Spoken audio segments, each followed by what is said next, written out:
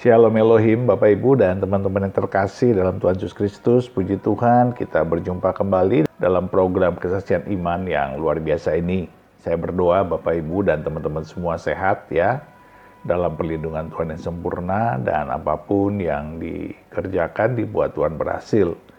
Dan tentunya itu akan menjadi berkat yang besar bagi Bapak Ibu sekalian dan orang-orang yang terkasih serta bagi banyak orang. Terima kasih untuk dukungannya selama ini, dan itu sungguh sangat memberkati kita semua. Baik, hari ini kita akan berjumpa dengan Ibu Rahmawati ya, biasa dipanggil Emma. Kita sudah sering mendengar kesaksian beliau, tetapi kesaksian kali ini sungguh sangat menggugah, menakjubkan, dan saya mohon Bapak Ibu setia menyaksikannya sampai akhir, karena cukup panjang. Dan ini saya bagi dalam 2 episode. Dan ini yang pertama tentang bagaimana beliau dijamah Tuhan, bertemu dengan Tuhan Yesus, mendapatkan mimpi dan penglihatan, bahkan dituntun di dalam hidupnya, dan dinyatakan bahwa Taurat dan Injil itu adalah bagi orang-orang yang bertakwa ketika beliau membaca Al-Quran. Dan di dalam Taurat dan Injil itu ada tertulis tentang jalan yang lurus, dan jalan yang lurus itu adalah Yesus Kristus. Bagaimana kesaksiannya? Mari kita dengarkan bersama-sama. Tuhan memberkati. Lalu perkenalkan saudaraku, nama saya Rahmawati, saya biasa dipanggil Emma. Latar belakang saya terlahir dari keluarga muslim. Papa saya Bugis Bone. Dari keluarga besar baru saya sendirilah yang menerima Yesus. Saya mempunyai 3 saudara, 2 laki-laki dan 1 perempuan. Abang saya dan adik saya. Saya sudah menikah 2 kali. Yang pertama dulu cerai karena yang dulu sama-sama di satu agama. Lalu suami yang sekarang dulunya Kristen, asli orang Kristen. Namun menikah sama saya, dia masuk Kristen. Nah, namun setelah saya mengalami perjumpaan melalui mimpi dan penglihatan, akhirnya kami sama-sama kembali ke Kristen. Lalu kami punya 1 orang putra. Lalu yang mantan suami yang pertama dulu juga mempunyai 1 orang putra. Nah, saya mulai cerita dari latar belakang saya dulu. Saya ingat dulu dari kecil kami bertiga saudara itu sangat diajarkan ketat sekali dalam agama. Ya, apalagi kakek saya itu, buyut-buyut saya itu keturunan Syekh. Jadi setiap kami umur 5 tahun itu Pak Hen sudah diajarkan untuk sholat, untuk mengaji, untuk berpuasa. Itu sudah dari umur 5 tahun kami lakukan. Yang namanya ngaji itu dari umur 5 tahun, saya ingat dimulai dari Iqra ya. Lalu umur saya kelas 2 SD, masuk 3 SD itu saya udah selesai khatam Quran. Jadi dulu mama saya itu guru ngaji. Jadi kalau kami itu belum selesai baca Quran, kami itu dilarang untuk terlalu banyak main di luar begitu. Kadang kalau pulang sekolah gitu ya, Pak Hen ya, pulang sekolah, udah disuruh ngaji lagi. Nanti habis itu istirahat tidur. Nanti kalau udah bangun tidur, sehari itu 2 kali tuh kami ngaji. Sore waktunya kita seharusnya main sama teman-teman, kami nggak main, kami ngaji. Sempat pada waktu itu, saya bolos gitu. Maklum anak-anak ya. Udah janjian sama temen dari sekolah kan, sore mau main. Pergi kami main. Bolos saya itu, padahal itu waktunya saya ngaji. Wah, mama saya datang bawa pentongan, bawa penyapu, mau pukul saya. Sampai di rumah itu, saya ingat betul tuh, andalan mama saya itu untuk buat saya kapok itu, kalau saya melakukan kesalahan, diambil bawang merah, ya. Bawang merah itu dibejek-bejek, dikasih mata saya, itu sampai berair-air mata saya. Dan itu membuat saya kapok. Akhirnya, karena mama saya itu tegas ya, kelas 2 SD itu kami sudah tamat Quran. Namun nggak sampai di situ aja. Tapi setiap hari kami harus mengulangnya lagi setiap hari, itu yang diajarkan oleh orang tua saya. Begitu juga sholat. Nah, nanti sebelum sholat itu kami diajarkan untuk membaca Yasin. Kami juga diajarkan zikir, begitu. Nah, lalu ada beberapa doktrin yang orang tua saya katakan, ya. Saya ingat sekali pada waktu itu. Mama saya bilang, orang tua saya bilang, ingat dina indalil Islam. Tidak ada agama yang diridhoi Allah selain agama Islam. Jadi agama di luar Islam itu kafir semua, begitu loh. Nah pada saat itu kan saya sekolah negeri ya, banyak teman-teman saya dari Katolik, dari Kristen gitu. Akhirnya karena perkataan mama saya itu membuat saya menjadi orang yang membuli orang-orang Kristen, membuli orang-orang Katolik, itu saya dulu. Sampai saya dewasa. Jadi saya anti banget sama orang Kristen. Sangat membenci orang Kristen. Ya karena didoktrin seperti itu gitu. Lalu mama saya bilang juga begini nih. Kalau ada orang Islam keluar dari agama Islam, tidak sedikit pun dia mencium bau surga. Tempatnya adalah di neraka jahanam. Jadi di situ saya sudah didoktrin dan saya mempunyai pandangan karena doktrinan orang tua itu, ya agama lain tuh udah nggak benar deh gitu. Di pandangan saya agama lain udah nggak benar. Jadi tidak ada kesempatan untuk saya mau belajar agama lain. Untuk apa gitu loh. Karena agama saya udah paling benar gitu. Nah, namun singkat cerita, saya sempat sekolah di Sanawiyah.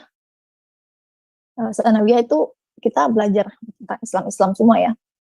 Lalu pulang saya tanya sama mama. Ada beberapa hal yang membuat saya bertanya-tanya karena saya itu anaknya dari kecil itu kalau ada yang tidak masuk logika saya pasti bertanya gitu. Saya bilang sama orang tua saya, kok ini apa di dalam Islam boleh nikah banyak? Saya bilang gitu. Tetapi di dalam agama lain tidak boleh menikah banyak, cuma 1 kali. Saya bilang gitu pada saat itu. Lalu kenapa agama Islam boleh mengajarkan untuk membunuh, saya bilang gitu. Lalu membunuhnya atas nama Allah, saya bilang gitu. Allah itu memang suka ngajarin membunuh ya waktu itu. Saya juga kan masih kecil ya, masih belum mengerti terlalu dalam. Karena di situ saya juga merasa, wah kok kayak gini ya gitu loh. Kok orang kafir dibunuh gitu. Boleh membunuh orang kafir gitu. Pada saat itu saya berpikir, wah ini jadi pertanyaan saya mau tahu kenapa alasannya gitu. Namun kata mama saya bilang, nah itu namanya jihad, dia bilang gitu. Jihad itu kalau seandainya ada misalnya ada yang menghina nabi kita, menghina ajaran kita katanya, atau ada tempat kita terus diambil sama orang luar, kita boleh membunuh dia dan itu hukumnya boleh katanya gitu.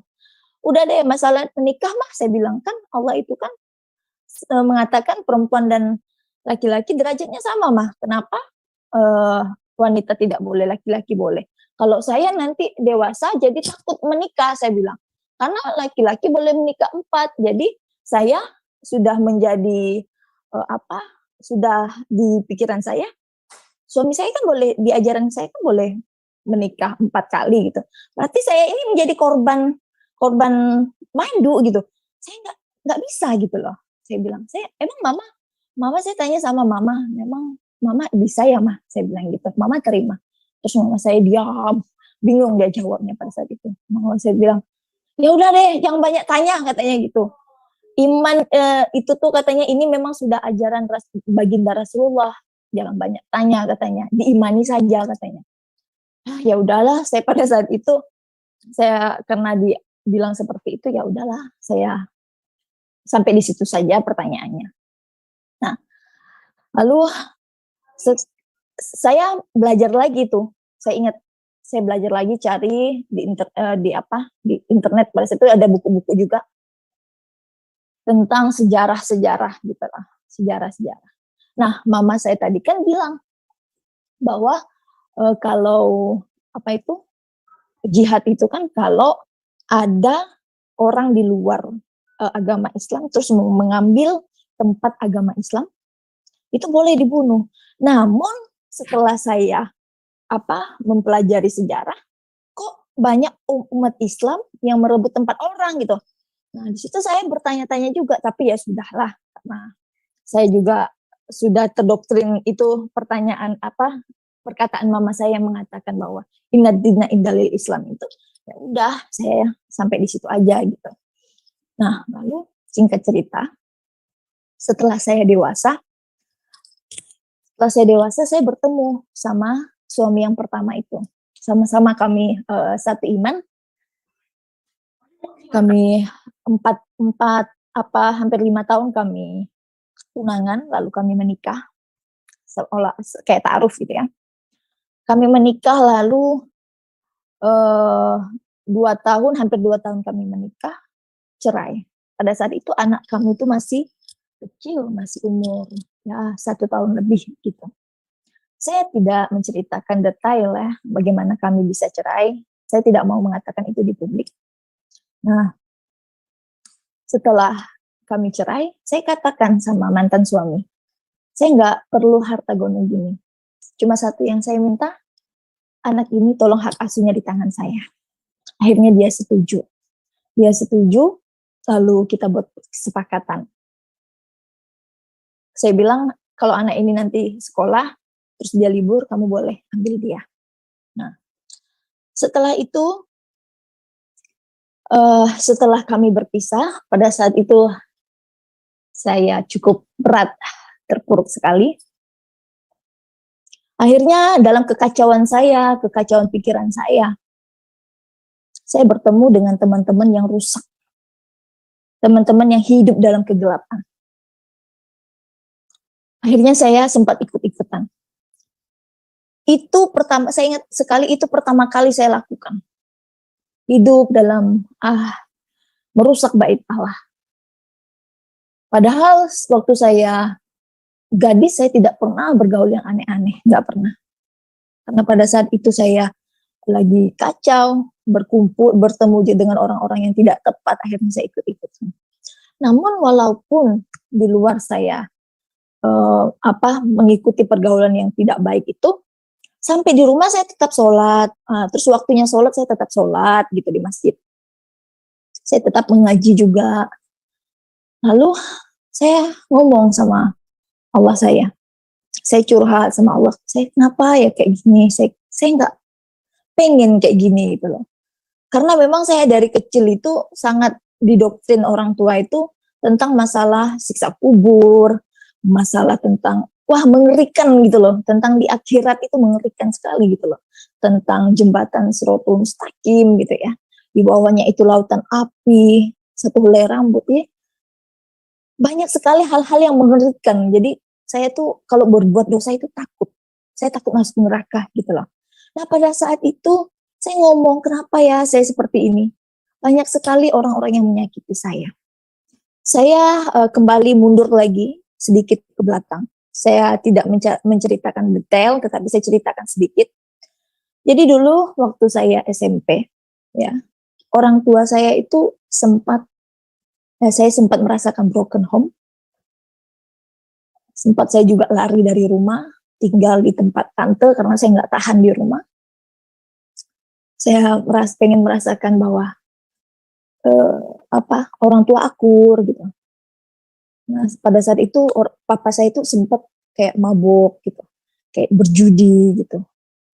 Sudah mulai rusak gitu loh papa saya. Pada saat itu saya lihat, ya papa saya juga sering pukul mama saya. Kalau di rumah itu udah kayak Ninja Hattori, piring kayak UFO terbang, pisau kayak Ninja Hattori terbang, aduh ngeri. Saya kalau mengingat itu rasanya kelam sekali, penuh kepahitan hidup saya. Lalu ketemu lagi, lalu setelah dewasa, begitu lagi. Saya ketemu hal-hal yang membuat saya penuh dengan kepahitan. Kepahitan itu menumpuk rasanya di hati dan pikiran saya. Saya datang sama Allah saya. Saya pengen saat saya ini dalam masalah, saya nggak cari, saya nggak ceritakan sama orang lain. Karena saya berpikir pada saat itu, orang lain tidak bisa menolong saya. Mungkin kalau saya salah berbicara kepada orang, tidak berbicara kepada orang yang tepat, bahkan itu bisa menjadi buah bibir orang gitu. Jadi saya datang sama Allah saya ngomong, karena saya berharap hanya Dia yang bisa menenangkan hati saya yang sedang kacau ini, memberikan saya kedamaian begitu. Tetapi dari kecil saya merasakan kepahitan. Saya datang sama Allah saya tidak pernah merasakan kedamaian. Saya seperti selama ini ngomong sama tembok gitu loh. Saya mau ngomong, saya ibadah mau ngomong sama Allah saya, tetapi saya merasa saat saya datang sama Allah saya seperti menjauh gitu loh. Ngerti nggak sih rasanya tuh? Nggak ngerasain kedamaian, padahal saya mau itu, saya mau tenang gitu loh. Saya mau Allah saya tenangkan saya gitu loh. Tapi tidak. Lalu singkat cerita, setelah saya melihat pergaulan teman saya seperti itu, saya mulai sadar. Beberapa bulan saya seperti itu, saya bilang ini nggak benar. Teman-teman saya pada saat itu banyak sekali memanfaatkan saya, memanfaatkan kebaikan saya. Akhirnya saya putuskan hubungan dengan mereka. Saya hapus semua kontak-kontak mereka. Saya nggak mau ketemu lagi. Saya mulai fokus untuk usaha. Saya buka travel seperti itu. Saya buka kafe kecil-kecilan. Nah, saya fokus sama usaha saya. Lalu setelah 5 tahun kemudian, setelah saya berpisah dari suami yang pertama, saya ketemu sama suami yang sekarang. Nah, saat pertama ketemu suami yang sekarang, saya belum tahu tuh dia orang Kristen. Dia deket-deketin saya terus. Setelah saya tahu dia orang Kristen, saya nggak mau lah. Ngapain saya sama orang Kristen? Gitu kan. Lalu tapi dia ini selalu berusaha untuk mendekati saya. Tidak habis akal untuk mendekati saya. Pada saat itu belum ada WA, adanya BBM, Facebook, ya gitu. Lalu Messenger gitu. Lalu dia hubungi saya blok semua itu, Facebook, Messenger, BBM saya blok, nomor handphone saya blok. Lalu dia nggak habis akal tuh, karena saya buka travel setiap hari buka email ya, dia hubungi saya lewat email. Saya ingat banget tuh, dan akhirnya saya luluh juga. Saya bilang, saya nggak mungkin masuk ke agamamu, ya, tidak mungkin kita nikah beda agama. Saya bilang, kalau kamu betul-betul mencintai saya, ya kamu harus ikut saya. Kamu masuk Islam, saya bilang gitu. Akhirnya dia mau masuk Islam. Saya panggil itu paman yang biasa bawa orang masuk Islam ya. Datang ke rumah, orang tua, saudara-saudara semua datang. Dia masuk Islam, mengucapkan 2 kalimat syahadat. Habis itu baru kami menikah. Wah, saya pada saat itu dibangga-banggain sekali tuh sama keluarga. Wih, hebat. Bagus sih, tepuk-tepuk nih pundak saya, bagus nak, katanya. Kamu jangan khawatir, namamu sudah ada di surga. Karena kamu telah membawa satu jiwa, menyelamatkan satu jiwa, katanya gitu.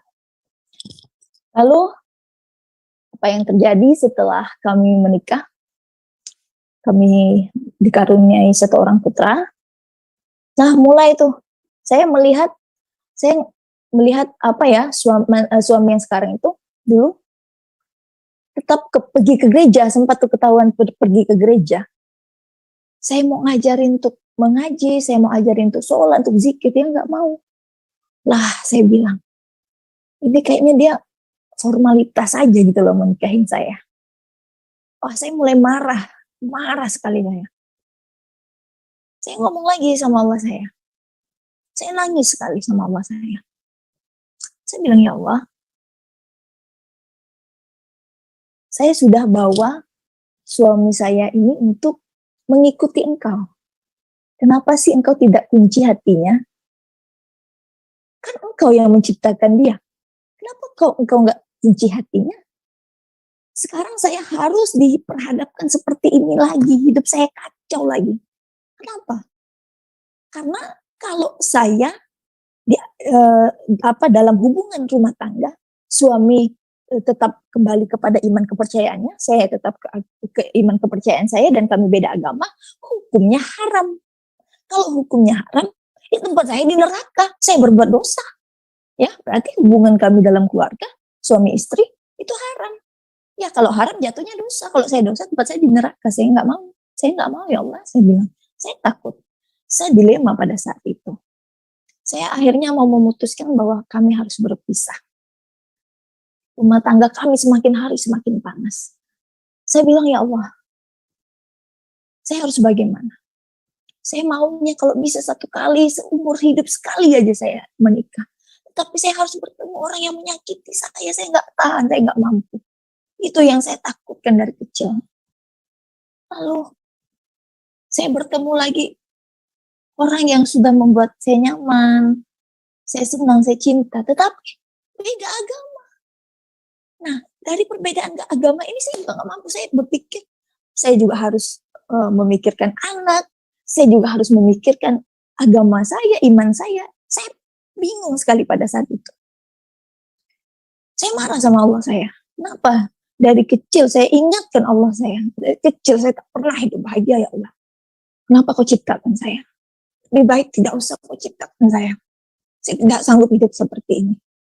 Sampai saya, saking tidak mampunya saya menerima kepahitan itu, saya tidak membalas orang itu, tidak, ya Allah, saya bilang. Tetapi saya menyakiti diri saya, menghancurkan diri saya. Akhirnya saya berbuat dosa. Kalau gitu untuk apa saya hidup, saya bilang. Kenapa kau ciptakan saya? Saya marah sekali pada saat itu. Saya berpikir, anak saya yang pertama sudah cukup, ya Allah. Tidak merasakan kasih sayang yang lengkap dari kedua orang tuanya. Apakah harus anak yang sekarang ini, yang masih merah, yang masih bayi ini harus merasakan hal yang sama? Saya bilang, kenapa sih engkau tidak kunci hatinya gitu loh? Kan engkau yang mempunyai hidup. Kehidupan dia itu engkau yang punya. Dan saya marah pada saat itu. Saya bilang, saya selalu minta ketenangan. Ihdinas syiratal mustaqim. Saya minta jalan yang benar, jalan yang lurus. Tetapi kenapa saya merasa hidup saya yang saya jalani saat ini tidak benar, tidak lurus. Lalu akhirnya saya tidur. Saya tidur, lalu saya bermimpi yang aneh. Saya seperti di tengah-tengah awan. Atas, bawah, depan, belakang, kanan, kiri, semuanya putih. Saya seperti di dalam awan ya, di dalam apa gimana yang jelaskannya. Kayak ada asap-asap gitu. Nah, saya seperti melayang. Saya merasakan itu nyata sekali. Seperti bukan mimpi, seperti nyata sekali. Saya melihat ke bawah, saya seperti melayang gitu. Saya melihat ke bawah, aduh, jantung saya itu rasa mau copot. Jadi kalau ada yang pernah naik ketinggian terus ngelihat ke bawah, ya, yang fobia terus ngelihat kayak jantungnya mau copot, itu yang saya rasakan dalam mimpi saya.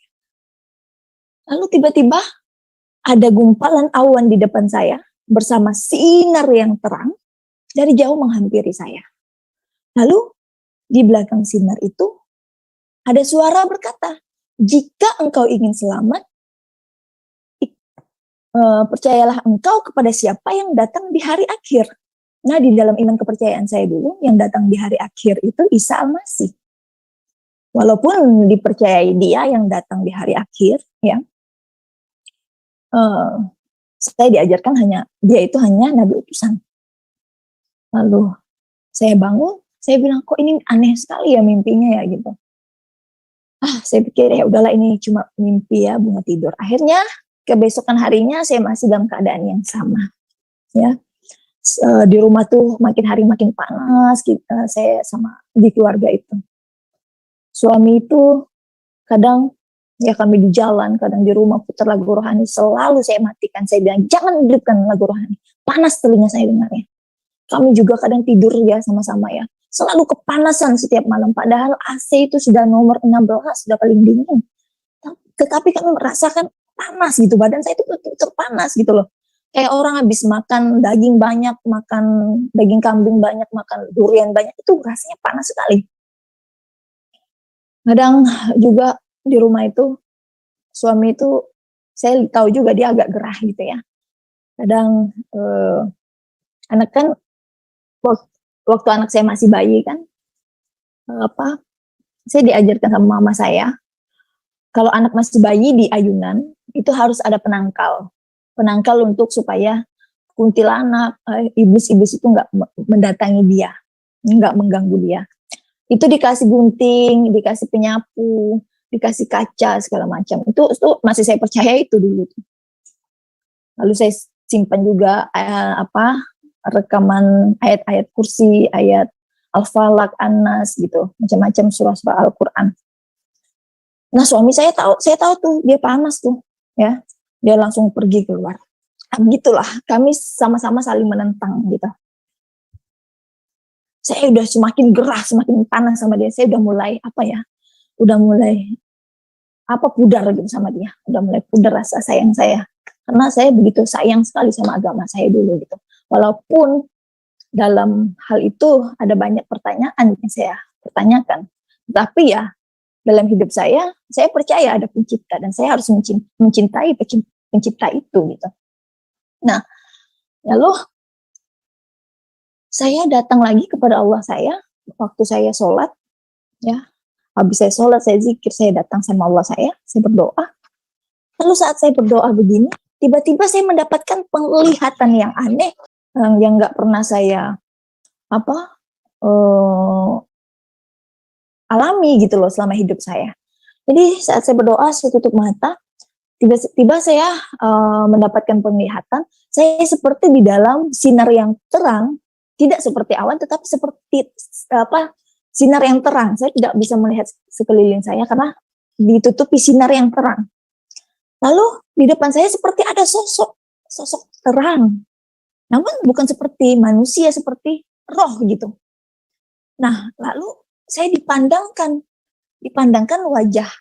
Nah, saya melihat, wah ini yang biasa di kayu salib, saya bilang gitu, ini Isa Al-Masih. Lalu di belakang sosok itu ada mengatakan, mengeluarkan suara, jika engkau ingin selamat, ikutlah aku. Terus saya bilang, suruh mengikut Isa. Saya berpikir, wah ini pasti setan kali ini, saya bilang. Ya karena gini, saya juga ada keturunan okultisme ya. Nenek saya itu modinator ya, bisa masuk gitu barang-barang halus itu. Kakek saya juga. Jadi titisannya itu jatuh ke saya. Jadi saya dari kecil bisa melihat makhluk-makhluk gaib. Saya pikir ini pasti setan gitu loh. Mungkin ini setan. Lalu saya baca tuh ayat kursi.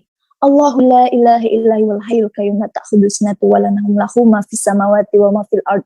Man zalaziyas fa'undahu illa bi'idhnihi ya'lamu ma baina aydihim wa ma khalfahum wa la yuhituna bi syai'in min ilmihi illa bima syaa. Sampai habis. Lalu hilang. Terus saya berpikir, tapi kok kalau ini setan, saya nggak pernah lihat. Dari kecil saya sering lihat makhluk halus, tetapi saya tidak pernah melihat seperti ini. Ada damai, ada ketenangan saya merasakan di situ. Selama ini saya melihat makhluk-makhluk gaib itu, ya pasti gelap, wajahnya jelek, bertanduk, pokoknya mukanya hancur gitu, nggak ada terang gitu, gelap. Lalu saya berpikir ya udahlah, saya tidak terlalu mau berpikir ke situ juga lagi. Akhirnya saya melakukan aktivitas kembali. Nah, anehnya ini, di dalam setiap aktivitas saya, wajah itu selalu muncul. Wajahnya yang ada di kayu salib itu selalu muncul. Saya bilang, kenapa wajah Isa Al-Masih ini selalu muncul seperti ada di kelopak mata saya. Walaupun saya beraktivitas, mata saya jelek, saya lagi masak, terbayang-bayang gitu loh. Saya lagi bawa kendaraan, terbayang juga. Saya lagi mau tidur, terbayang juga, seperti ingin supaya saya itu mencari tahu begitu. Lalu akhirnya saya ambil Al-Quran, ya. Di Al-Quran saya itu ada terjemahannya ya, terjemahan Muhammad Yunus. Saya baca. Lalu saya bingung gitu. Ada beberapa ayat yang selama ini saya udah pernah baca. Saya sudah khatam Al-Quran 20-an kali. Namun kok bisa-bisanya saya langsung seperti terfokus gitu loh. Kok rasanya pengertian itu diberikan kepada saya. Seperti misal, saya nggak usah disebutkan lah ya ayat-ayat itu ya. Banyak sekali ayat-ayat itu yang mengatakan bahwa saya harus baca Taurat dan Injil. Saya harus mengikut Isa Al-Masih. Wah, siapa ini Isa Al-Masih? jalan yang lurus ada di Isa Al-Masih. Wah, siapa dia ini gitu loh. Padahal di iman kepercayaan saya, ya, saya diajarkan bahwa dia cuma nabi. Kalau dia cuma nabi, kenapa saya harus mengikuti dia? Ini Al-Quran loh yang ngomong, saya bilang. Saya aneh sekali pada saat itu. Pada saat itu ya, di iman kepercayaan saya, orang-orang yang tidak bertakwa itu tempatnya di neraka, saudara. Nah, namun dikatakan orang yang bertakwa itu harus membaca Taurat dan Injil. Saya bingung gitu loh. Berarti selama ini saya bukan orang yang bertakwa. Aduh, gimana ini? Saya bingung sekali pada saat itu. Lalu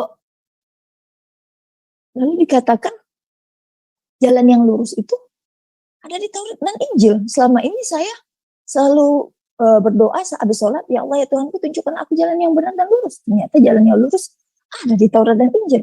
Lalu bagaimana nih saya membaca Taurat dan Injil? Kan gini, walaupun dikatakan Taurat dan Injil itu adalah firman Allah, ya, dan Al-Quran itu adalah penyempurnanya, namun karena saya didoktrin ya dari guru-guru bahwa agama di luar Islam, apalagi Kristen ya, itu kafir. Nah, kalau kita juga dilarang untuk mendekati mereka, boro-boro kita mau baca Alkitab, dan kita tahu Alkitab itu kitabnya orang Kristen, dan itu kontradiksi gitu loh. Aduh, gimana ini ya, saya bingung, saya bilang. Lalu akhirnya, apa ya, hari-hari itu menarik saya, ada sesuatu kuasa yang menarik saya. Ya, saya tahu kuasa itu adalah kuasa yang mempunyai kehidupan saya. Dia punya kuasa atas tubuh jiwa roh saya. Kalau kuasa-kuasa kegelapan nggak mungkin bisa menarik saya begitu loh. Maksudnya pada saat itu iman saya juga kuat gitu loh. Lalu seperti saya ngikut aja loh, seperti ada kuasa yang ayo cari tahu siapa Isa Al-Masih. Lalu saya berpikir Isa Al-Masih kan cuma nabi dan dituhankan oleh orang Kristen. Nah, saya juga diajarkan bahwa saya dulu suka membuli bully orang Kristen tuh. Saya bilang, haleluya, haleluya, muke lu kayak buaya. Apaan lu nyembah-nyembah orang? Nyembah-nyembah Tuhan, nyembah-nyembah manusia lu Tuhanin apa-apaan gitu-gitulah. Ya kalau dia Tuhan, kenapa dia tidak bisa menyelamatkan dirinya? Gitu-gitu pertanyaan saya membuli teman saya itu kayak gitu dulu. Lalu kok pada saat itu saya berpikir, kenapa saya harus seperti didorong untuk mencari tahu siapa Isa Al-Masih itu? Akhirnya singkat cerita, saya mulai memberanikan diri untuk membeli Alkitab. Saya searching di internet di mana di kota saya ini untuk membeli Alkitab. Lalu saya dapat satu toko, tapi itu toko khusus Katolik. Saya taunya waktu itu Kristen gitu. Saya sebutkan Alkitab Kristen, tapi ternyata di situ nggak ada. Akhirnya saya tanya di mana ada di Metanoia, katanya gitu. Akhirnya saya pergi ke Metanoia dan saya dapatkan Alkitab itu. Sampai di rumah, sampai di sana saya belum membuka. Saya langsung datang ke Metanoia, saya bilang, ada nggak Alkitab orang Kristen? Ada katanya. Akhirnya dia kasih, bayar, langsung pulang ke rumah. Sampai pulang ke rumah itu, saya berpikir mungkin Alkitab ini seperti huruf-huruf cetaknya Arab gitu loh. Gimana ya, saya belum bisa belajar. Saya juga dulu belajar dari Iqra di Al-Quran, panjang juga waktunya tuh. Ini kalau huruf cetak gimana nih? Nah, tapi saya memberanikan diri aja untuk buka, walaupun pada saat itu bergetar sekali saya buka, saya takut gitu. Lalu saya bilang, ya Allah, kalau memang ini Engkau mau menunjukkan saya jalan yang lurus, tunjukkan saya bilang. Lalu saya buka Alkitab, oh ternyata sudah terjemahan Indonesia. Puji, syukurlah saya berpikir pada saat itu. Lalu saya baca. Nah, saya belum baca dari awal sampai akhir ya. Saya masih baca comot-comot, asal-asalan. Namun seperti saya diarahkan ke ayat-ayat yang luar biasa gitu loh. Seperti Yohanes 14 ayat 6. Akulah jalan dan kebenaran dan hidup. Tidak ada seorang pun yang datang kepada Bapa kalau tidak melalui aku. Lalu saya bilang, siapa Bapa nih ya? Siapa? Lalu saya searching di tafsiran. Saya cari tafsiran Alkitab Yohanes 14 ayat 6. Lalu saya cari tahu siapa Bapa. Oh ternyata Bapa itu Allah. Dan dikatakan juga di situ Yesus adalah Allah. Lalu saya berpikir banyak kali Allahnya gitu loh. Tapi abis itu ya udah saya biarin. Saya dapat lagi di Yohanes 13 ayat Yohanes 3 ayat 16, karena begitu besar kasih Allah akan dunia ini, sehingga ia mengaruniakan anaknya yang tunggal, supaya setiap orang yang percaya kepadanya tidak binasa, melainkan beroleh hidup yang kekal. Lalu saya bilang, ini keren gitu loh, beroleh hidup yang kekal, itu ayat itu pasti gitu loh. Ayat itu tegas gitu loh. Dan saya tidak pernah merasakan ayat yang saya baca dulu itu tegas gitu. Ini tegas sekali tentang keselamatan gitu loh. Akhirnya saya searching lagi. Siapa itu dia? Oh, ternyata Allah memberi kuasa kepada Yesus Kristus. Jadi orang yang hidup di dunia ini, semua manusia yang hidup di dunia ini, kalau mau selamat harus percaya kepada Isa Al-Masih gitu loh.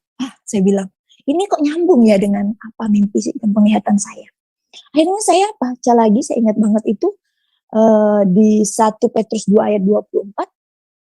Ia sendiri telah memikul dosa kita di dalam tubuhnya di kayu salib, supaya kita yang telah berdosa hidup untuk kebenaran. Oleh bilur-bilurnya kita telah sembuh.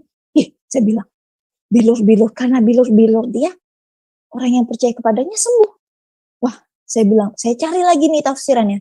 Oh, ternyata bilur-bilurnya itu, ya itu penyalipan dia, ya. Dia datang di dunia ini untuk memang menyerahkan dirinya. Bukan berarti dia tidak bisa membebaskan dirinya gitu loh. Setelah saya belajar gitu tafsiran dari, saya baca juga waktu itu dari renungan-renungan. Oh, berarti Yesus ini datang memang untuk menyerahkan dirinya, untuk menjadi penebus dosa yang sempurna gitu loh. Oleh bilur-bilurnya kamu telah sembuh. Orang yang percaya kepadanya, karena penyalipan Yesus, karena bilur-bilur Yesus, Yesus telah sembuh dari orang yang percaya kepadanya telah sembuh dari sakit penyakit, telah sembuh dari dosa gitu. Wah, berarti di dalam nama dia ini ada kuasa gitu loh. Wah, saya bilang gitu. Akhirnya saya mulai tertarik membaca Alkitab. Nah, pada saat itu saya bilang sama suami kita sekarang untuk sama-sama menenangkan dulu diri kita. Lebih baik kita pisah rumah. Dan akhirnya pada saat itu saya dan suami pisah rumah. Nah, pada saat itu saya masih belajar. Saya semakin penasaran. Akhirnya saya berkomitmen. Saya mau baca dari awal sampai akhir. Saya mulai baca dari Kejadian. Dari Kejadian itu saya baca. Wah, penciptaan saya nggak penciptaan di Kejadian itu sangat jelas sekali gitu loh. Awal mulanya Tuhan menciptakan bumi, langit beserta isinya, lalu menciptakan manusia. Lalu dikatakan di situ di Kejadian 1 ayat 26 sampai 27 itu, baiklah kita menciptakan manusia semirip dan imagode itu ya, semirip dan serupa dengan gambar Allah. Lalu pada saat itu saya mencari tahu setiap ayat-ayat yang itu, saya sambil mencari tafsiran-tafsiran. Oh, ternyata kata kita di situ ya, berarti lebih dari satu. Kalau kami mungkin rame-rame ya, tetapi di situ ada kata kita. Kata kita berarti bisa 2 atau 3 gitu. Nah, saya berpikir tidak mungkin Allah menciptakan manusia, dia kompromi sama malaikat, tidak mungkin. Berarti di situ setelah saya cari tahu referensi dari pendeta-pendeta yang punya link itu, saya baca pada saat itu, oh ternyata di situ sudah ada pribadi Yesus Kristus. Sebelum dunia ini dijadikan, sudah ada pribadi Yesus Kristus, sudah ada Roh Kudus gitu loh. Dan mereka itu satu. Allah itu Esa. Jelas ternyata di dalam iman Kristen itu tetap Allah itu Esa. Wah, saya bilang ternyata selama ini saya salah. Saya selalu diajarkan dan saya akhirnya ikut-ikutan bahwa mengatakan orang Kristen itu menyembah Allahnya 3 gitu loh. Padahal ternyata setelah saya mempelajari, ternyata tidak. Allah itu Esa, ternyata orang Kristen itu menyembah Allah satu. Esa itu satu, cuma dia mempunyai 3 pribadi. Nah, dari awal mula penciptaan itu sudah ada, kata kita itu ada pribadi Yesus, pribadi Roh Kudus di situ. Saya mulai penasaran, saya baca. Awalnya sebelum saya membaca Alkitab itu, sangat banyak sekali kuasa-kuasa roh-roh kejahatan itu mengganggu saya. Seperti membuat saya ini tidak usah membaca Alkitab.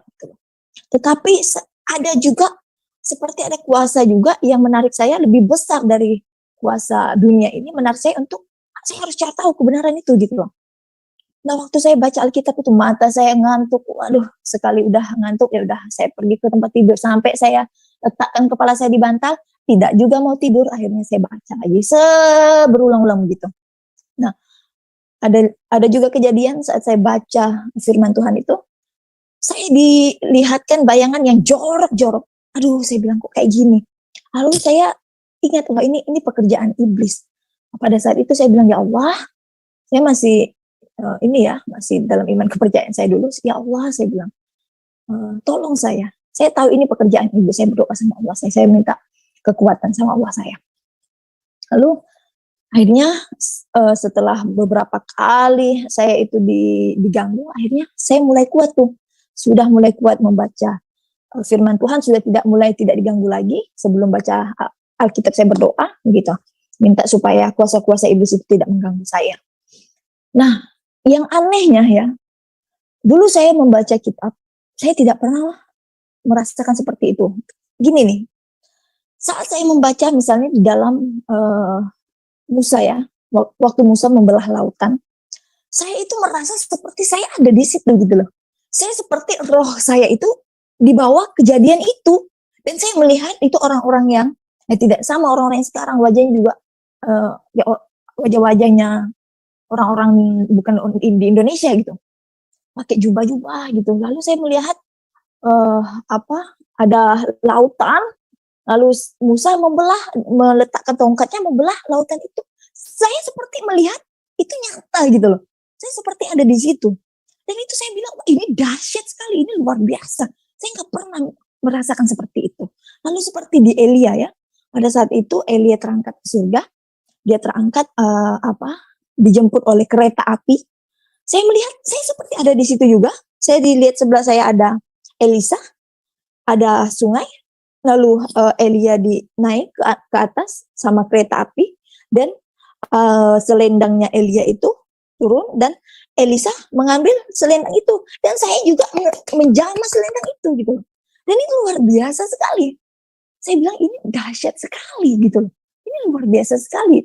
Dan saya itu setiap membaca itu seperti saya berbicara kepada Allah gitu loh. Saat saya membaca firman Tuhan itu, wah ini kok luar biasa ya. Saya merasakan luar biasa pada saat itu ya saudara ya.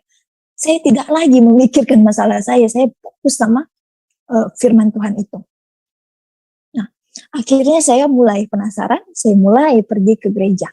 Nah, saat pertama kali saya pergi ke gereja itu, saya ingat betul pada saat itu, ya, saya disuruh ambil roti dan air. Saya nggak tahu itu air apa pada saat itu, kecil aja.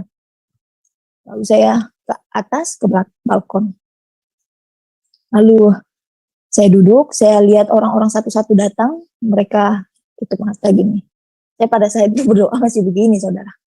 Saya berdoa. Lalu saya bilang, ya Allah, ya Tuhanku, ampunkan aku. Dulu aku berpikir, dulu saudara, saat saya itu setiap lewat gereja, selalu saya memperhatikan. Saya bilang, apalah yang dikerjakan orang di gereja ini, orang kafir ini, saya bilang. Pasti nyembah setan, saya bilang gitu. Ternyata setelah saya pergi ke gereja untuk pertama kalinya, saya merasakan damai sekali. Dan saat saya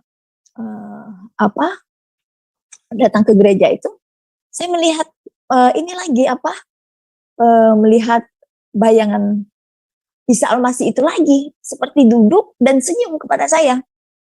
Nah, saya duduk di sana, aduh kok dia datang lagi nih, udah lama dari kemarin itu terakhir saya mau tidur itu. Akhirnya saya baca Alkitab itu, dia saya udah mulai nggak melihat wajahnya lagi. Tetapi saat pertama kali saya ke gereja itu, saya mulai lihat dia lagi, dia kayak senyum gitu. Kenapa ini, saya bilang gitu. Lalu saya mulai berdoa, saya lihat udah mulai ini, mau ibadah ya. Mereka angkat pujian penyembahan. Saya masih ikut-ikut aja. Mereka tepuk tangan, saya nggak tepuk tangan. Mereka ada yang begini, saya nggak. Saya diam, kaku aja gitu. Saya bilang, lalu di situ kok rasanya pujian penyembahan itu mengingatkan dosa-dosa saya. Ini loh aku ya Allah, ini aku dulu. Ampunkan aku ya Allah, saya bilang. Saya nangis. bingung, air mata saya keluar sendiri. Rasanya jantung saya berdebar. Tapi ada ketenangan. Saya memikirkan suami saya, memikirkan rumah tangga saya pada saat itu. Lalu seperti ada timbul di hati nurani saya, tenang, aku ada, ini aku. Lalu saya merasakan, ini loh, ini yang ini yang aku cari. Dulu aku kok rasanya kepahitan yang ada di hati dan pikiran saya pada saat itu hilang, lenyap, seperti ada kuasa yang menopang, yang mengambilnya. Saya seperti freedom, bebas. Saya seperti ringan. Saya merasakan dulu aku datang tahajud, sholat. Aku tidak pernah merasakan kedamaian. Tetapi kenapa saat aku datang di sini aku merasakan Allah itu ada bersamaku. Aku merasakan Allah itu ada bersamaku. Kedamaian apa ya, luar biasa sekali. Dia seperti, saya merasakan Allah itu seperti dekat di hati saya. Dia ada bersama saya. Saya merasakan luar biasa. Apakah engkau Allah yang benar? Saya bilang gitu. Lalu singkat cerita, saya melihat pendeta khotbah. Dan saat saya mendengarkan pendeta itu khotbah, di akhir khotbahnya, itu luar biasa, saudara. Kenapa saya bilang luar biasa? Selama ini saya mengikuti ceramah-ceramah, mohon maaf aja, itu pasti ya menjelek-jelekan agama luar gitu loh, apa khususnya Kristen. Namun saat saya pergi ke gereja, tidak ada sedikit pun saya mau dengar nih, sama nggak nih ceramahnya orang Islam kita di agama saya dulu, sama nggak nih? Pasti dia jelekin agama Islam juga nih. Saya nunggu itu gitu. Ternyata tidak, saudara. Dan saya di situ merasa, wah, luar biasa gitu loh. Saya merasakan kasih mereka itu luar biasa. Malah pendeta itu katakan, ayo kita doakan saudara-saudara kita di seberang, kiranya Tuhan malahan mendoakan, tidak sedikit satu kata pun saya dengar terucap dari kata pendeta itu mengeluarkan, menjelek-jelekkan agama di luar agama mereka. Tidak ada gitu, itu luar biasa. Saya pulang, sebelum saya pulang, itu kami mulai perjamuan kudus. Saya pada saat itu nggak tahu tuh itu perjamuan kudus. Sebelum perjamuan kudus itu diputar penyalipan Yesus. Nah saat itu saya bilang, aduh luar biasa. Saya nangis pada saat itu. Saya melihat dia dipakai mahkota duri, berdarah-darah, dipukul, cambuknya itu kayak ada duri sampai badan itu tercabik-cabik. Ini ilustrasi tentang Yesus, beginikah dia? Aduh, saya bilang, kok saya rasanya yang sakit ya? Kok rasanya waktu dia dicambuk, aku yang merasa sakit badanku ya, kenapa ya? Saya nangis pada saat itu, saya bilang tega sekali orang pada saat itu, membuatnya seperti itu. Dia lambungnya ditusuk pakai tombak, kaki tangannya dipaku, itu sangat menyiksa sekali. Akhirnya dimulailah disuruh angkat roti itu. Saya pada saat itu nggak tahu, saudara, ternyata orang yang belum dibaptis itu tidak boleh melakukan perjamuan kudus. Saya nggak tahu.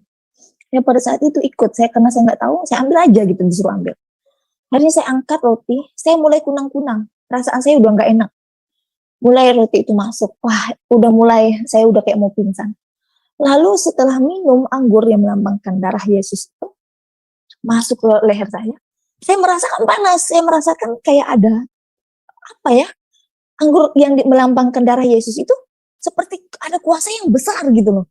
Sehingga saat masuk saya minum, seperti yang masuk itu kuasa yang besar sekali dan menghantam kuasa yang ada di tubuh saya, sehingga seperti memaksanya menarik keluar.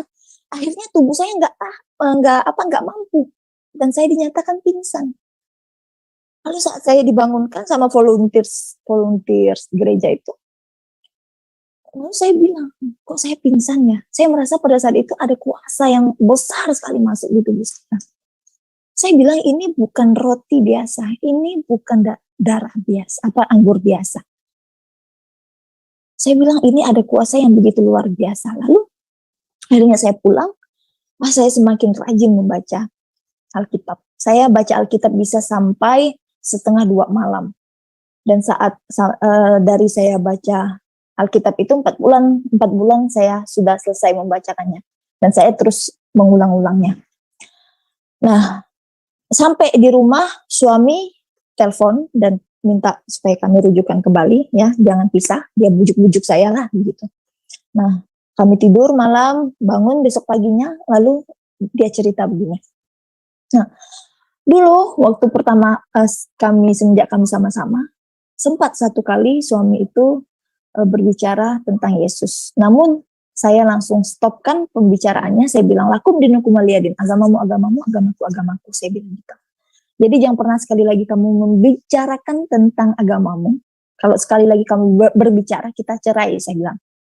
Akhirnya waktu kami sama-sama satu rumah lagi itu, bangun pagi dia bermimpi, dia katakan begini, "Mah, terserah deh mah, mama mau marah apa enggak," katanya gitu. Karena dia ingat nih, saya pernah bilang kalau kamu berbicarakan tentang imanmu, kita pisah. Dia bilang terserah mama mau marah apa enggak. Saya seperti mimpi tadi malam, seperti ada sosok yang terang datang katanya. Lalu berbicara, mengatakan seperti ini. Saya tidak berani juga mengatakan itu Tuhan, katanya bilang gitu. Tapi saya tahu, saya merasakan kayak itu Tuhan, katanya gitu.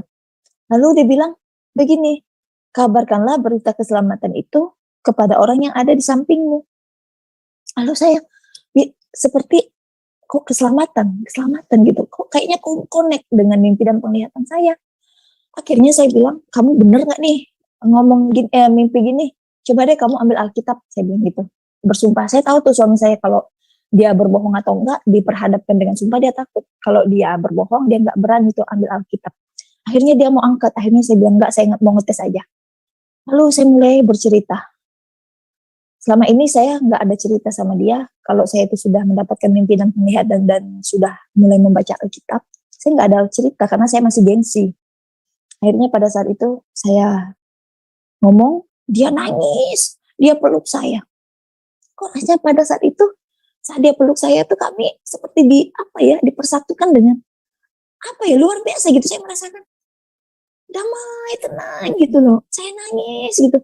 Rasanya saya cinta sekali sama suami saya. Dan pada saat itu, waktu saya udah tahu dia itu kembali lagi ke agamanya, saya udah mulai benci sama dia gitu loh, saya marah. Akhirnya dia bilang, selama ini saya mendoakan, katanya, saya sudah banyak mengumpulkan video-video kesaksian, tetapi saya tidak berani untuk memberikannya kepadamu, katanya gitu. Saya takut karena perkataanmu kemarin, kalau saya ngomong kita cerai. Jadi saya nggak berani. Tetapi Tuhan yang langsung bekerja, katanya begitu. Saya bilang, nanti dulu dong, saya bilang gitu. Saya kan masih mau belajar, saya juga belum selesai baca, saya bilang gitu, saya belum tahu kebenarannya. Saya baru mau cari-cari tahu, saya bilang, saya masih gengsi nih saudara. Saya bilang, saya juga belum nyatakan saya mau ikut Yesus, saya bilang gitu. Masih agak-agak judes sedikit. Lalu, setelah beberapa bulan ya, itu kejadiannya di bulan 9 2019. Nah, bulan 12 2019, abang kandung saya menikah, ya, dia dinas di daerah. Jadi dari tempat kediaman kami itu sekitar 6 jam. Jadi saya udah mulai tuh pada saat itu, ya, dari 3 bulan jaraknya saya belajar itu, saya udah mulai berdoa di dalam nama Tuhan Yesus. Walaupun saya belum memberi diri dibaptis, tapi saya udah mulai mau percaya gitu. Saya berdoa di dalam nama Tuhan Yesus, saya tutup mata, saya mendapatkan penglihatan sebelum kami berangkat itu. Saya mendapatkan penglihatan. Mobil yang kami kendarai itu mengalami kecelakaan, mobilnya muter 3 kali, menguasai semua jalan. Lalu saya bilang, ya Tuhan, apa ini maksudnya? Saya nggak menceritakan penglihatan itu kepada siapapun karena saya takut mereka khawatir. Akhirnya di jalan, saya terus bilang sama suami, Pak, pelan-pelan Pak. Suami saya itu kalau bawa kendaraan itu ngebut sekali, apalagi kalau di luar kota itu ngebut. Habis itu gas diinjaknya. Lalu di pertengahan jalan tuh saya bilang, Pak, hati-hati Pak. Saya terus katakan, Pak, hati-hati. Lalu dia bilang gini, diam aja deh. Uang udah berdoa kok, katanya bilang gitu. Ya udahlah, saya bilang nggak tahu dia nih apa yang sudah saya alami. Lalu akhirnya di pertengahan perjalanan mobil itu lagi melaju dengan kuat ya, full gasnya diinjak. Pada saat itu lagi mau nyalip motor. Tiba-tiba belakang meletus, tinggal velgnya aja. Bayangin, mobil tuh begini goyang. Goyang gini langsung, set, suami mengendalikan setir itu kan. Set, putaran yang kedua. Lalu saya melihat mereka sudah kejam, semua matanya pegangan. Di situ ya, di dalam mobil itu ada mama saya, adik saya, ada calon istri adik saya, baby sister, anak saya 2, saya dan suami. Nah, saya tidak takut. Saya bingung juga pada saat itu, saya tidak takut, tidak ada rasa cemas, tetapi saya malah memikirkan, kok bisa ya apa yang saya lihat kok betul-betul terjadi gitu loh. Saya bilang, ya Tuhan, kenapa apa yang saya lihat ini betul-betul terjadi? Kalau memang Engkau Tuhan, Engkau Allah yang benar, selamatkan kami. Maka seumur hidup saya akan mengikuti Engkau dan saya akan melayani Engkau seumur hidup saya. Lalu pada putaran yang ketiga, ya, ini aspal ya, mobil udah muter nih. Tapi pada saat yang terjadi kecelakaan itu tidak ada orang yang lewat. Persis saat saya melihat penglihatan itu, nggak ada orang yang lewat. Mobil itu muter, menguasai jalan. Pertama ke kanan, ke kiri. Habis itu mau ke kanan lagi, muter gini mobilnya. Jadi pas mau yang putaran yang ketiga, suami sudah tidak bisa mengendalikan setir. Ya, setir itu betul-betul liar sekali. Dia cuman lepaskan setirnya, dia pegang jok, kursi jok mobil itu, lalu dia pegang gini, dia pejam. Yang lain pun pada begitu. Saya cuma peluk anak saya, karena anak saya bersama saya. Pada saat itu anak saya umur 2 tahun. Saya bilang, di dalam nama Tuhan Yesus, di dalam nama Tuhan Yesus, di dalam nama Tuhan Yesus, saya bilang. Tiba-tiba kami yang sudah mau telungkup ya, sudah temiring begini semua kami. Ya. Seperti ada tangan yang berkuasa yang besar. Mobil yang tadinya mau kebalik, sudah mau menyium aspal. Langsung stop. Itu luar biasa. Itu mujizat yang luar biasa saya rasakan pertama kali dalam hidup saya. Dan saya tahu Tuhan menunjukkan kuasanya pada saat itu. Pada saat itulah saya mulai percaya Engkau Tuhan. Saya bilang, saya akan mengikuti Engkau. Keluar kami dari mobil, saya lihat itu kan pakai ban tubles ya, tidak ada lagi itu bannya, tinggal velgnya. Dan anehnya mobilnya itu lurus. Tidak ada bannya ke kanan, tidak ada ke kiri, lurus seperti diparkirkan oleh orang yang profesional. Setelah kami mobil itu stop, kami baru banyak ponton, mobil-mobil ponton lewat. Banyak sekali mobil ponton lewat. Saya tidak bisa bayangkan kalau pada saat itu mobil ada juga yang lewat. Pasti, kalau saudara pernah mendengar kejadian artis suami istri itu meninggal ya, berapa yang lalu ya. Tetapi tidak semuanya meninggal.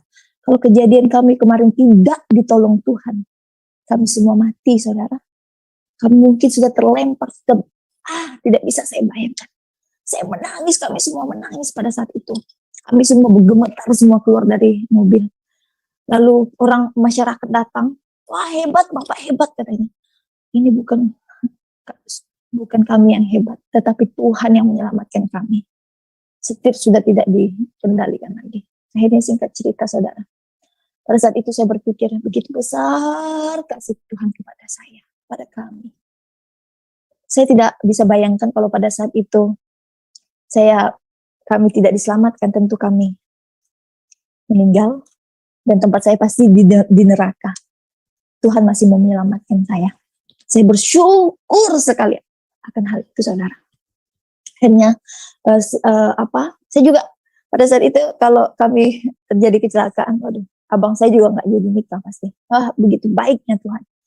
Akhirnya selesai acara, pulang, saya pergi ke gereja, saya tanyakan ke resepsionis tentang baptisan. Lalu karena sudah akhir bulan dan akhir tahun juga, baptisannya sudah lewat. Jadi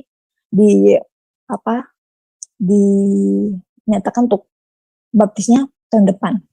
Nah, tanggal 26 Januari 2020 saya dibaptis. Jadi saat ini sudah 2 tahun 3 bulan saya dibaptis. Saat saya dibaptis sebelumnya mengikuti pengajaran dulu. Ya, gitu. Suami saya juga ikut dibaptis, saudara. Saya dan berdua suami ikut dibaptis karena suami sudah pernah menyangkal gitu. Akhirnya saat saya dibaptis, Kan berdoa dulu, mengangkat pujian penyembahan. Lagu setiap baptisan itu ada lagu yang khas dinyanyikan di gereja itu. Lagunya seperti ini. Sungguh besar pengorbananmu bagiku, terlalu dalam untuk dimengerti. Sungguh besar, sungguh indah yang kau pikirkan tentangku. Dan itu membuat saya menangis, sedih saya. Saya merasa pada saat itu banyak sekali dosa-dosa saya. Ampunkan saya ya Tuhan, saya bilang. Akhirnya masuk bagian saya dibaptis, saya didoakan di kolam itu ya. Pada saat saya didoakan, saya diselam, lalu terangkat lagi, saya merasakan yang luar biasa sekali gitu loh. Seperti ada yang terlepas dari tubuh saya. Saya merasa ringan, saya merasa bebas. Saya merasa kalau orang Kristen itu bilang lahir baru, itulah dia. Seperti saya merasa seperti bayi yang baru lahir, tidak melakukan dosa apa-apa gitu. Itu yang saya rasakan. Lalu saya menangis, tiba-tiba timbul di hati saya. Aku mengasihi Engkau. Saya menangis, aku tidak layak. Aku orang berdosa, tetapi Engkau mengampuni aku. Terima kasih Tuhan, terima kasih. Sungguh luar biasa. Saya merasakan pada saat itu tanggal 26 Januari itu adalah 26 Januari 2020 adalah waktu yang terbaik Tuhan berikan kepada saya. Akhirnya saya sudah mulai fokus. Pulangnya beberapa hari kemudian saya mau benar-benar melayani Tuhan. Saya mau menjadi hamba Tuhan. Saya mau benar-benar mendalami Alkitab. Saya ambil keputusan untuk sekolah teologi. Nah, lalu 4 bulan setelah saya dibaptis, saya juga udah selesai itu baca Alkitab dan sudah saya ulang juga. Terus saya belum berani untuk menyatakan kepada keluarga saya, orang tua saya bahwa saya sudah menjadi pengikut Kristus. Saya berpikir, wah saya masih punya kerjaan yang harus ketemu teman-teman, rekan-rekan kerja. Kalau mereka tahu saya orang Kristen, bagaimana ini pasti, saya masih memikir tentang dunia masih pada saat itu. Bagaimana kalau orang tua saya tahu, pasti mereka sedih. Karena mereka kan nggak ngerti gitu loh. Pasti mereka menyalahkan apa yang saya ambil sekarang ini gitu. Akhirnya saya bilang sama Tuhan, biarlah waktumu yang terbaik. Lalu setelah saya membaca firman Tuhan, ada satu firman Tuhan yang membuat saya sadar, yang menginsafi saya. Firman Tuhan berkata, jika engkau tidak mengakui aku di depan manusia, Yesus berkata seperti itu, maka Bapa juga tidak akan mengakui engkau. Lalu saya bilang, Tuhan ampunkan saya. Percuma saya dibaptis kalau saya tidak mau mengakui engkau. Ampunkan saya Tuhan. Pada saat ini saya mau mengakui engkau dan saya mau menyatakan engkau Tuhan. Saya mau berkata kepada semua orang bahwa saya pengikut Kristus. Akhirnya saya membuka diri, saya mulai buat status di media sosial agar orang tahu. Akhirnya satu-satu teman saya, saudara saya, bahkan orang tua saya akhirnya tahu bahwa saya sudah menjadi pengikut Kristus. Akhirnya mama saya, papa saya telepon untuk saya pergi ke rumah. Lalu tentu saya agak-agak takut ya, tetapi saya percaya sesuai firman Tuhan berkata, jangan takut, aku akan menyertai engkau senantiasa sampai akhir zaman. Matius 28 ayat 20. Dan saya bilang, saya tidak takut Tuhan, engkau ada. Pada saat itu saya datang sendiri, saya nggak datang sama suami, karena saya tahu pasti mereka menyalahkan suami saya. Dia pikir suami saya yang mengajak saya, padahal enggak. Padahal memang saya mengalami perjumpaan itu melalui mimpi dan penglihatan. Saya datang, saya bawa Al-Quran, saya bawa hadis, saya bawa kitab fikih, Safinatul Najah, saya bawa Alkitab. Saya ke rumah orang tua, ya saya sudah siap pada saat itu. Karena Firman Tuhan yang saya baca itu mengajarkan saya banyak hal, menguatkan saya. Firman Tuhan berkata, aku datang membawa pedang, memisahkan anak dari orang tuanya, begitu kan? Saya sudah tahu gitu. Mengikut Tuhan itu memikul salib, pada harga yang harus dibayar. Dan itu menguatkan saya. Jadi saya tahu walaupun dulu saya juga punya masalah, dan saat saya mengikut Yesus, ternyata banyak juga pergumulan, bahkan lebih lagi pergumulan. Tetapi saya percaya setiap pergumulan saya itu ada Tuhan. Saya diproses begitu cepat. Saat saya menerima Yesus, masalah begitu datang bertubi-tubi datang. Sampai saya di rumah orang tua saya, pecah saudara. Mama saya ngamuk, semuanya berderai pecah. Aduh, saudara saya juga marah, papa saya marah. Papa saya ngomong bla bla bla bla, ngomong tentang iman kepercayaan saya dulu. Saya bilang, Pak, Papa mau ngomong apa tentang Al-Quran? Saya juga baca, Pak. Saya juga tahu. Saya bilang. Lalu akhirnya kami ngomong. Papa saya ngomong dari ini, saya juga mempertanyakan yang ini. Saya bongkar dari Al-Quran, saya bongkar dari Alkitab, semuanya kami ngomong. Akhirnya papa saya nggak mau ngomong sama saya lagi, karena memang ya banyak pertanyaan yang saya tanyakan kepada beliau tidak bisa menjawab saya. Lalu pada saat itu saya pakai uang mama saya cukup banyak saudara untuk membantu pekerjaan saya. Namun karena posisinya pada saat itu COVID, pekerjaan kami semuanya stop, berhenti. Jadi nggak ada pemasukan. Jadi uang itu memang cukup-cukup buat kami makan saja. Lalu mama saya juga pada saat itu tahu tuh keadaan saya. Tapi dia nggak mau tahu. Dia bilang, orang tua saya bilang gini, kalau 3 hari uang itu tidak disediakan, pertumpahan darah terjadi, darahmu sudah halal untuk dibunuh, katanya. Saya bilang, saya ingat firman Tuhan lagi. Firman Tuhan menguatkan saya lagi. Saya bilang, Ma, pada saat ini saya mau katakan, saya nggak punya uang. Cukup untuk makan saja kami punya uang. Tapi saya mau katakan, Allah saya, Allah yang hidup, Allah yang berkuasa, yang sekali-kali tidak akan pernah meninggalkan saya.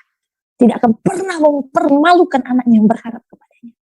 Sebelum waktu yang disediakan, saya percaya Tuhan akan sediakan.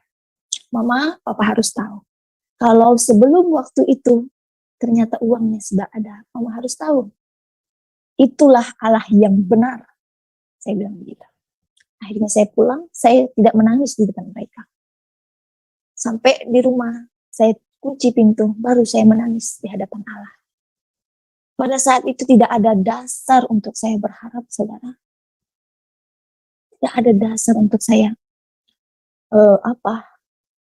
bagaimana saya mau mendapatkan uang ini. Tidak ada dasar. Kenapa? Karena kerjaan tidak ada jalan. Saya datang sama Tuhan, saya percaya sama Tuhan. Saya ingat firman Tuhan. Firman Tuhan itu sangat membuat saya banyak perubahan-perubahan. Kalau dulu saya banyak memakai kekuatan saya sendiri.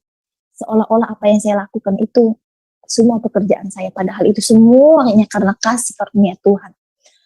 Lalu firman Tuhan mengingatkan saya, saat berdoa jangan sekalipun khawatir. Mintalah dengan iman. Karena orang yang khawatir seperti gelombang laut di bawah kian kemar. Jadi untuk apa saya khawatir? Burung di udara saja. Di langit saya tidak menuai, tidak mengumpulkan makanan di lambung, Tuhan pelihara. Tuhan kasih makan, apalagi saya. Makanya pada saat itu saya sangat percaya kepada Tuhan dan saya tidak sedikit pun ragu. Karena saya tahu kalau saya ragu, saya membatalkan doa saya. Saya percaya Allah saya, Allah yang hidup, Allah yang berkuasa. Tidak akan pernah mau membiarkan anaknya binasa, bahkan dipermalukan. Saya percaya kepada Engkau ya Tuhan, saya bilang. Saya mau mengangkat pujian penyembahan, pada saat itu juga saya berpuasa. Lalu, apa yang terjadi saudara? Mujizat Tuhan terjadi lagi. Saya sampai nangis pada saat itu. Besoknya ada orang yang mau mengambil, memberi kami pekerjaan. Dan Tuhan sediakan uang itu. Akhirnya saya mengasih orang tua saya uang itu. Saya bilang, Allah saya, Allah yang hidup. Mereka pun diam. Lalu keesokan harinya papa saya masih setiap hari nelpon saya berdebat, ngajak saya berdebat tentang agama. Supaya saya kembali ke kepercayaan saya dulu. Pada saat itu saya masih belum bisa mengendalikan diri saya, saudara. Saya juga masih, kalau ngomongin tentang ketidakbenaran Yesus itu, saya seperti marah gitu. Saya bilang, akhirnya saya marah, saya berdebat. Lalu papa saya marah. Papa saya bilang begini, anak kafir katanya. Darah kau udah halal untuk dibunuh. Kau lihat ya, kau tunggu di rumah pertumpahan darah terjadi. Papa saya sudah nelpon teman-temannya. Itu kelompok-kelompok keras ya. Saya tidak perlu jawab itu, saudara kasih tahu. Sudah telepon teman-temannya yang kelompok itu. Dia bilang, saya sudah asah parang ini. Pertumpahan darah terjadi katanya. Pada saat itu, secara manusia, tentu saya takut. Tentu saya khawatir. Tetapi khawatir saya itu saya serahkan sama Tuhan. Karena dialah yang dapat menolong saya. Saya ajak suami, kami sama-sama berdoa. Tuhan, saya bilang, Engkau tahu apa yang terjadi. Kuasa iblis menguasai hatinya. Ampunkan Bapak, saya tenangkan hatinya ya Bapak, saya bilang. Saya berdoa, akhirnya betul tidak terjadi apa-apa, saudara. Saya merasa kuasa doa itu bekerja. Doa orang percaya besar kuasanya. Itu luar biasa, itu saya rasakan. Lalu setelah beberapa waktu, akhirnya ya papa mama saya akhirnya mungkin bosan juga ya. Bosan juga mereka. Lalu setiap hari saya mengambil puasa untuk mereka. Pada saat itu selama 6 bulan berjurut-jurut saya puasa untuk mendoakan mereka. Lalu saya bilang sama Tuhan, Tuhan, 2 saya minta Tuhan. Saya sekarang benar-benar menyerahkan diri saya untuk kemuliaan-Mu ya Tuhan. 2 saya minta Tuhan. Pertama, pulihkan dulu keluarga saya. Yang kedua, selamatkan mereka. Seperti firman berkata, satu orang bertobat maka seisi rumahnya pun akan diselamatkan. Aku percaya firman-Mu akan digenapi dalam hidup. Akhirnya setelah 4 bulan mereka tahu saya itu menjadi orang Kristen ya. Akhirnya keluarga kami dipulihkan, saudara. Puji Tuhan, haleluya. Yang tadinya mau membunuh saya. Pada saat itu Tuhan menyatakan kemuliaan-Nya. Kami dipersatukan kembali. Puji Tuhan, puji Tuhan, puji Tuhan, kesaksian luar biasa dari Ibu Emma Rahmawati, dan itu sungguh sangat memberkati kita semua. Pergumulannya, perjalanannya menjadi anak Tuhan sungguh-sungguh penuh dengan tantangan, penuh dengan penderitaan, tetapi beliau tetap setia, tetap teguh kukuh di dalam Tuhan karena beliau sungguh-sungguh mendalami bukan hanya Al-Quran tetapi juga Alkitab, karena beliau sudah khatam Al-Quran dari kecil. Dan ketika beliau membaca, merenungkan Al-Quran, beliau kaget karena banyak hal-hal yang dulu tidak terpikirkan. Beliau jadi mengerti sekarang siapakah jalan yang lurus itu. Nah, Bapak Ibu dan teman-teman semua, mari kita terus berdoa, bersaksi, dan mengasihi jiwa-jiwa yang terhilang. Jangan pernah santai, abai, dan tidak peduli. Karena kita memiliki Roh Kudus, dan Roh Kudus itu menuntun kita untuk terus mengasihi jiwa-jiwa yang terhilang dan berdoa bagi mereka. Karena Tuhan rindu setiap orang diselamatkan.